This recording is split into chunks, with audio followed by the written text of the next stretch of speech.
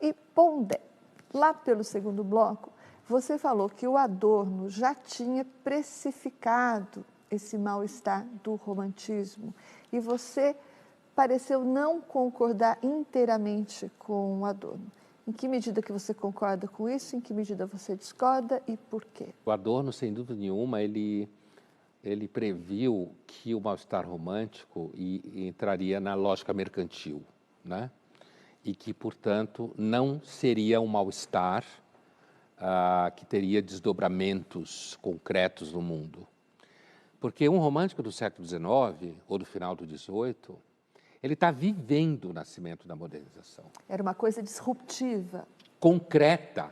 Esse romântico daquela época, ele estava diante de ruínas sendo construídas. Ele passou pelas guerras napoleônicas, certo? Ele estava vendo o mundo virar de cabeça para baixo. Aquele mundo aristocrático estava indo para o esgoto na mão da burguesia. Hoje, ou no século XX, como falava Adorno, nada disso existia mais. Fisicamente, isso estava longe, certo? Da experiência concreta do dia a dia. E, além disso, o mercado, que ele é meio que onisciente, né? Ele foi percebendo que o mal-estar romântico era uma demanda de produtos. E ele começou a oferecer, como eu falava, Tiradentes. Como você lembrava também, quando a gente conversava, começou a oferecer, por exemplo, revoltas de Facebook, né? A oferecer a ideia de que você pode ser uma pessoa, sei lá, filha de um banqueiro milionário e ter muita crise porque tem crianças sofrendo na África e vai fazer um documentário durante 6 meses lá com a puta grana que você tem. Agora, o Bauman, né, que é um autor muito conhecido, já que entrou no século XXI, quando ele falava da vida líquida, havia ali uma suspeita de alguma permanência de mal-estar romântico adentro do século XXI, né? Por esse sentimento de que nada é consistente.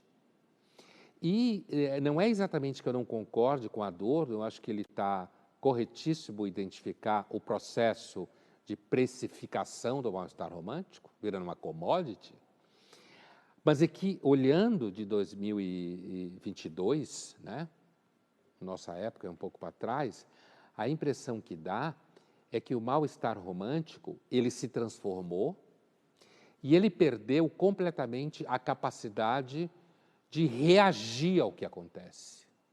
O herdeiro do romantismo hoje é um jovem desossado, que não é capaz de entrar em nenhum vínculo afetivo de cabeça se não for mediado por alguma discussão besta ou algum trauma psicológico.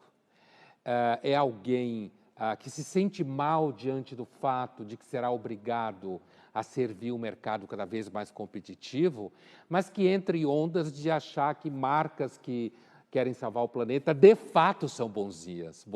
Quando você diz da diferença, você quer dizer que no século XVIII, por exemplo, eles escapavam desse mal-estar, criando um outro mundo, ou tentando sair desse mundo, ou não se colocando dentro desse mundo. Exatamente. E hoje isso não é tem inescapável. Isso. Hoje não tem escapatória, né? Alguém que tente falar do mal-estar romântico do século XIX falará como nós, mediado por cinema, mediado por literatura, certo? Mediado por uma expectativa imaginária nostálgica, ou mediado pelo sentimento de que você não fit, que você não cabe numa lógica de mercado que vai cada vez mais se radicalizando e que você não consegue se adaptar muito bem a ela. Isso é mal-estar romântico.